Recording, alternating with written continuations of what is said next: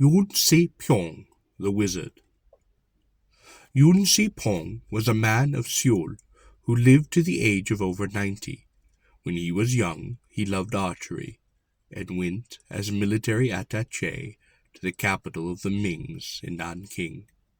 There he met a prophet who taught him the Wu Yang Hyong, or sacred book of the Taoists, and thus he learned their laws and practiced their teachings. His life was written by Yi So Kwang.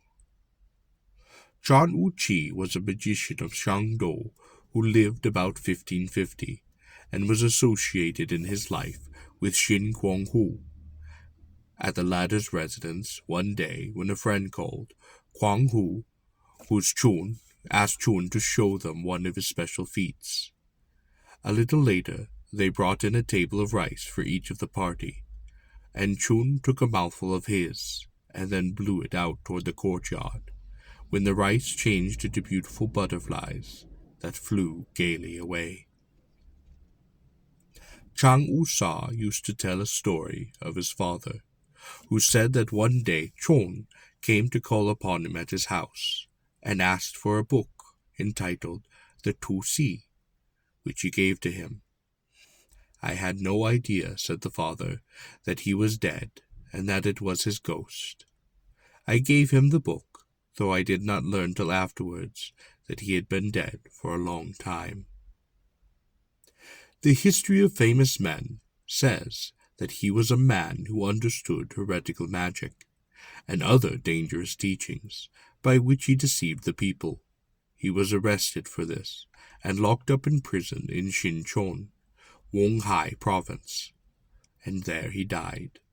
His burial was ordered by the prison authorities, and later, when his relatives came to exhume his remains, they found that the coffin was empty.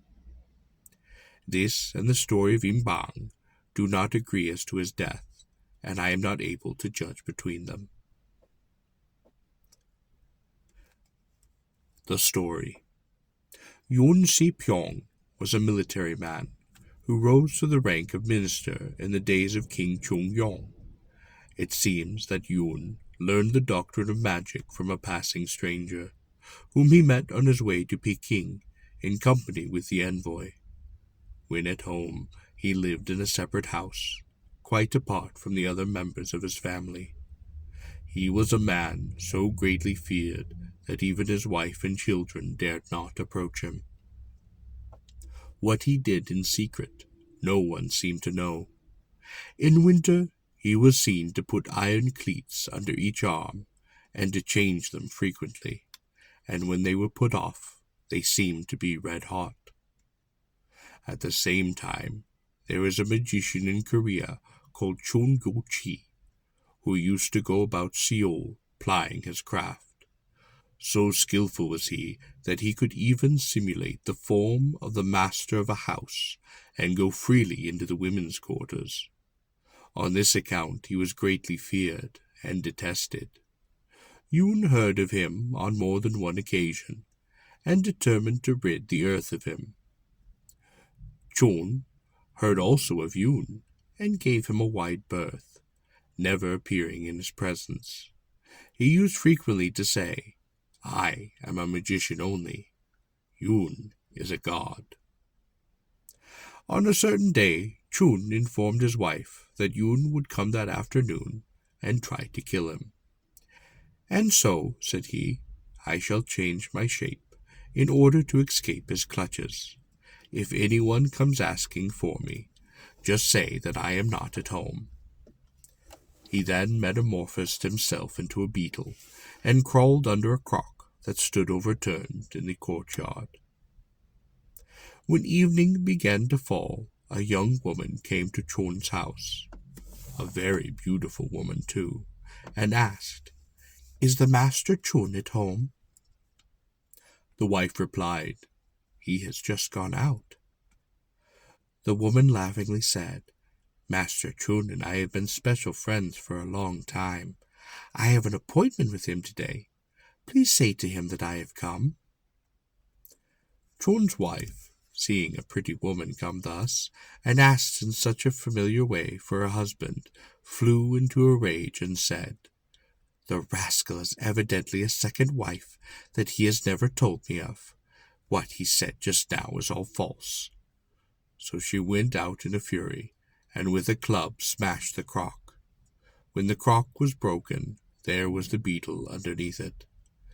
Then the woman who had called suddenly changed into a bee, and flew and stung the beetle. John, metamorphosized into his accustomed form, fell over and died, and the bee simply flew away. Yoon lived at his own house as usual, when suddenly he broke down one day in a fit of tears. The members of his family in alarm asked the reason.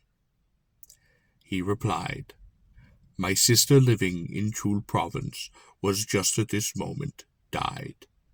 He then called his servants, and had them prepare funeral supplies, saying, "They are poor where she lives, and so I must help them." He wrote a letter, and after sealing it, said to one of his attendants, "If you go just outside the gate, you will meet a man wearing a horsehair cap and a soldier's uniform. Call him in. He is standing there, ready to be summoned." The man was called in, and sure enough, he was a Kun Yun Do, a servant of the gods. He came in, and at once prostrated himself before Yun. Yun spoke. "My sister has just now died in such a place in Chula province. Take this letter and go at once. I shall expect you back at night with the answer. The matter is of such great importance that if you do not bring it as I ordered, and within the time appointed, I shall have you punished." He replied, "I shall be in time. Be not anxious." Yun then gave him the letter and the bundle, and he went outside the main gateway and disappeared. Before dark he returned with the answer. The letter read, "She died at such an hour today, and we were in straits as to what to do, when your letter came with the supplies, just as though we had seen each other. How wonderful it is!" The man who brought the answer immediately went out and disappeared. The house of mourning is situated over 10 days' journey from Seoul, but he returned ere sunset, in a space of 2 or 3 hours.